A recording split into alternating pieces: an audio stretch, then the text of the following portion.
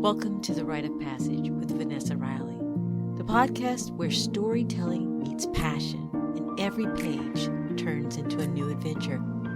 I'm your host, Vanessa Riley, and together we'll dive deep into untold histories, reflect on current events through a historical lens, share behind-the-scenes writing insights, and explore the ups and downs of the author's journey.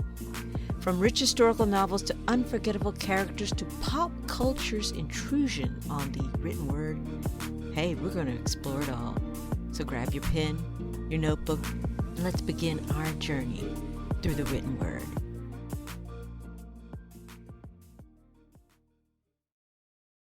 Let's start your rite of passage. Lessons for Life and Writing, taken from the Beyonce Bowl. As a writer, I believe in using words to tell stories. As a reader, I get very excited when a book transports me to the time and place of the novel. I want to feel like I'm there, all while enjoying the safety and comfort of my home in my favorite chair. A visual performer does the same thing. Beyoncé Giselle Knowles-Carter is not just a singer. She's a master of the arts of sound and motion, of textures and hues and imagery. On Christmas Day, she showcased her unparalleled talent during the Baltimore Ravens and Houston Texans playoff game. Writers can draw valuable lessons from Queen Bee's performance. Off the top of my head, here are some. Craft a story that resonates. Create a narrative that connects with your audience on a deep level. Layer your message. Evoke a range of emotions and sensory delights to keep your audience engaged. Use your platform. Elevate causes and ideas you care about, using your voice to make a difference. Show up. Period. Deliver with all guns blazing. Give your absolute best effort. Those are the easy takeaways. But this is Beyonce after all. She deserves an in-depth analysis. Owning your 13 minutes. 15 minutes of fame? That's so outdated. In today's fast-paced world, it's all about maximizing the 13 minutes you're given and making them unforgettable. Beyonce didn't just perform during the NFL halftime show. She transformed those 13 minutes into a cultural and historical statement that will resonate for decades. When Beyonce, riding a Lippenzaner and dressed in white, appeared on Netflix for the worldwide stage, she wasn't just performing. She was storytelling. Every writer, including myself, needs to take note. On Christmas Day in the year of our Lord 2025, Beyoncé Giselle Knowles-Carter, one of the most famous people in the world, a cultural icon, and a legendary artist, arrived at NGR Stadium.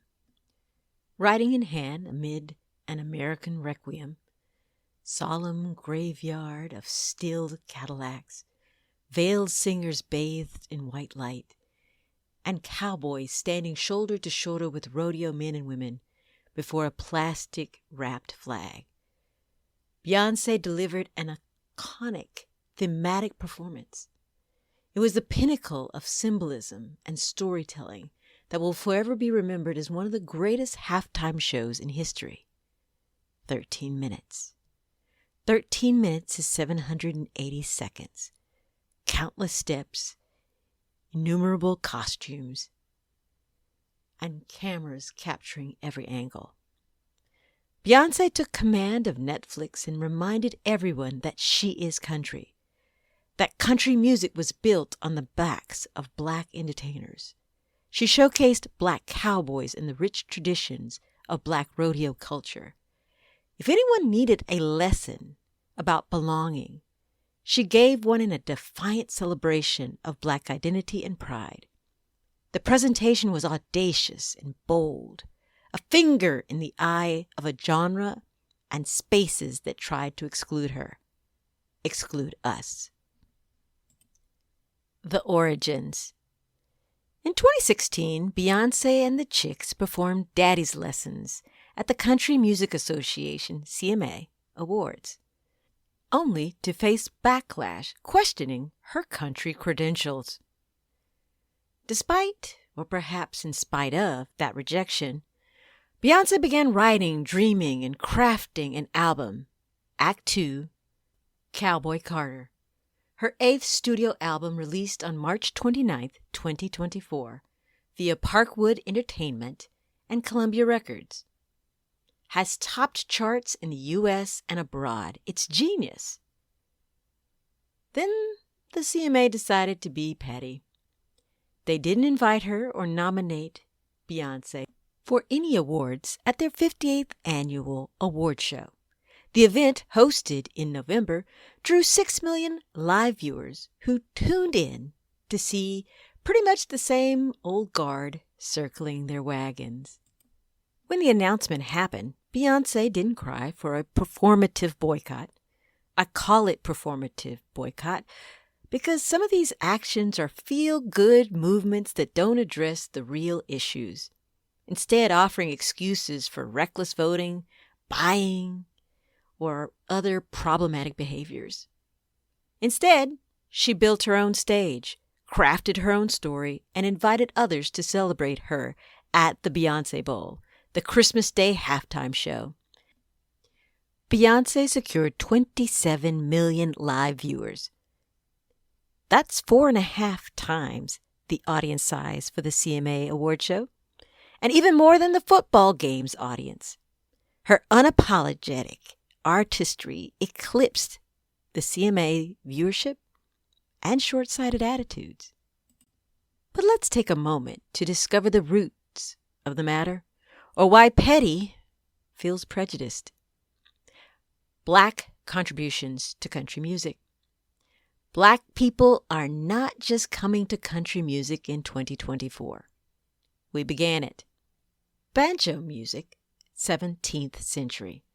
The konting, the forerunner of the banjo, is a traditional instrument of the Jola people in Senegal, the Gambia, and Guinea-Bissau. Enslaved Africans reconstructed similar instruments for their entertainment and that of their masters. Fisk Jubilee Singers, 1871, introduced spiritual and gospel music that influenced the emotional storytelling we find in country music. Delford Bailey, 1927, the first African American to perform on Nashville Radio's WSM Grand Ole Opry. He's known for his harmonica skills and is often referred to as the harmonica wizard. Ray Charles, 1960. His album, Modern Sounds, became his first to top the Billboard 200. But it also makes him the first Black artist to be given full artistic control by a mainstream record company. Charlie Pride, 1966. Outsold Elvis and John Denver for RCA Records. He had 30 number 1 hits and 52 top 10 hits on the Billboard Hot Country Songs chart, becoming one of the most successful country artists of all time. Linda Martell, 1969, the first Black woman to perform at the Grand Ole Opry. Kane Brown, 2018, the first artist to top 5 U.S. country charts simultaneously. Lil Nas X, 2019, released Old Town Road, which sparked debate about the definitions of country music, but it spent 19 weeks atop the Billboard Hot 100, breaking all kinds of records.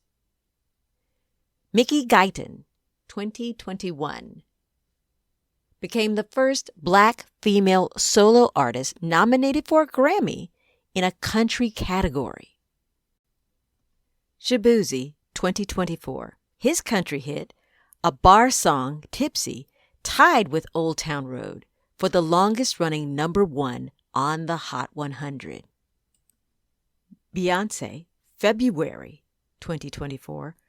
Her single, Texas Hold'em, reached #1 on the country airplay chart, making her the first Black woman to achieve this milestone. Beyonce, March 2024, that's right, of March 2024, her album, Act 2, Cowboy Carter, became the first by a Black woman to top the Billboard Country Albums chart since its inception in 1964. In 2024, with country music's Black origins, why are we still seeing firsts? Upon being given the Innovator Award by iHeartRadio, Beyonce said, "My hope is that we will be more open to the joy and liberation that comes from enjoying art without preconceived notions." 13 minutes of defiance. Obviously, the roots and Beyonce's achievements weren't enough. Some still say she doesn't belong in country music. The CMA snub gave all the haters, those less innovative, a moment to gloat. Beyonce with 13 minutes proved you don't need to be accepted by aged, fearful, or wrong-thinking gatekeepers. She didn't ask their permission. She reached out and owned the moment. Her performance was an unapologetic declaration of belonging. Beyonce's defiance can be defined in layers. Historical nods, her floral carriage evoked early Juneteenth parades, and the all-white costumes representing Juneteenth parties. Black excellence. The choreography showcased line dancing, cultural dances, and the inclusion of HBCU bands like Texas Southern's Ocean of Soul. Symbolism. Riding a Lippenzaner, a breed born black and turning white with age, served as a commentary on the whitewashing of country music's Black roots. She featured Jadika Kirsch, Arkansas's first Black rodeo queen, alongside veiled singers referencing the Yoruba Ayo Festival. Nods to Houston. Still Tippin', 2004, played by a violin while showcasing Black cowboys and Black rodeo, is a nod to Houston via the song, where Tippin' refers to being on fours wrapped in four vogues. There are rims on the 1994 Cadillacs slabbing. It's also a reference to the Acres home area of Houston. The Fofos come from the 44 Metro bus that services the community. Elevating others. Watching Beyonce sing with Tanner Adele, Tiara Kennedy, Raina Roberts, and Brittany Spencer, all beautiful women in white, was mesmerizing. Blackbirds singing in the dead of night. Take these sunken eyes and learn to see. All your life, you were only waiting for this moment to be free. You were only waiting for this moment to arise. Beyonce didn't just own 13 minutes, she shared it. She gave everyone who rocks with her a moment to arise and be free. The Blackbird Ensemble, Beyonce's group of powerful women performing a reimagining of the Beatles' Blackbird, a song written by Paul McCartney and inspired by the Civil Rights Movement. The harmony and sisterhood were palpable as they sang. I could feel their support as they stood behind her, holding her up as she walked on, head high, ready to finish the show. Small businesses. Latina entrepreneurs behind ASN Hats created her iconic white hat, a piece now featured on billboards and in advertisements worldwide. Young artists. Rising country singers shared the stage, including Shabuzi, whose chart-topping country song that I mentioned earlier was snubbed by the CMAs, finally received its moment to shine. Post Malone also joined Beyonce on stage, grinning and reveling in the energy of the moment. Legacy. Beyonce's daughter, Blue Ivy, performed alongside her, continuing the tradition of Black cultural storytelling for a new generation. We're not in competition with ourselves. Island Queen, my first historical fiction novel, recounts the extraordinary true story of Dorothy Kerwin Thomas, a Black woman who purchased her own freedom and that of her family before building a business empire across the West Indies. Released in 2021, it was my 17th or 18th book, yet some hailed it as my first serious work. But that's a topic for another podcast. Island Queen has been translated or soon to be translated in Italian, Russian, and Hungarian. Island Queen is one of my most widely circulated titles. I still remember the goosebumps coursing through my arms when it was picked as a GMA Buzz pick. The magical moment of seeing my book on the air, and for T.J. Holmes and George Stephanopoulos and Robin Roberts to discuss Island Queen was thrilling. And when they declared they were all in, with my characterization of Dorothy as Dolly Parton, Gloria Steinem, and Oprah wrapped up in Regency Lace, bang! I was shot to the moon. But then came a troubling question. An acquaintance, let's call her Devilina, or Jolene, asked, "How do you top this, Vanessa?" She followed up with, "Oh, the pressure. She could never dream of writing something better." I must admit the notion of topping anything left me a little paralyzed. How does one top that? After all, where does one find another powerhouse combination of Dolly, Gloria, and Oprah, and Lace? But this is the wrong mindset. Follow Beyonce's lead. For Beyonce Bowl, she could have sung Crazy in Love, the 2003 hit that launched her solo career. It's a guaranteed crowd pleaser. Or she could have drawn from her rich catalog of award-winning global hits, Single Ladies in 2008, Irreplaceable 2006, Halo 2009, Love on Top 2011, Run the World 2011, Partition 2013, Drunk in Love 2013, Formation 2016, Cuff It 2022. Beyonce could reach even further back to her Destiny Child days and give us hits like Bills, Bills, Bills, 1999.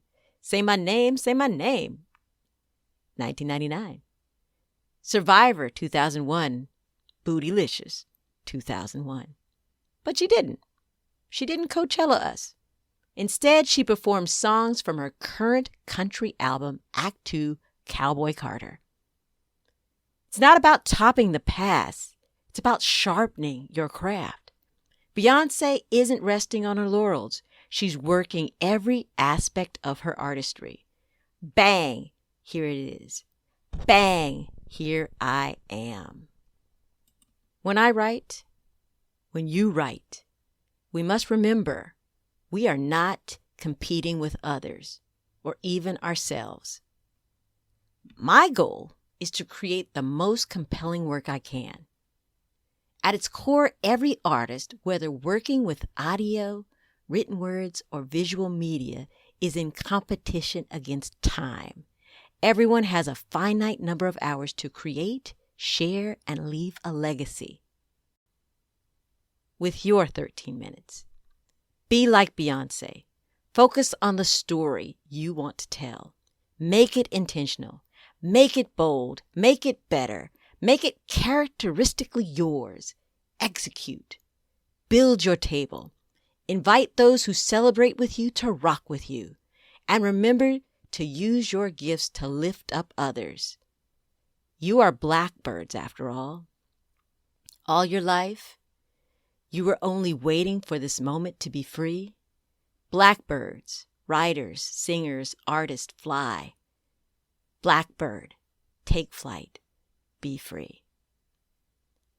Special thanks to the Thread Beehive scholars at Love LYP, Candace O'Beauty, Latina Ponderosa, Jacada Curtis, Hello Felicia Morel, Under the Desk News, Here's Why Kevin, and historians John Mark Smith and Katie Curup, Texas State University.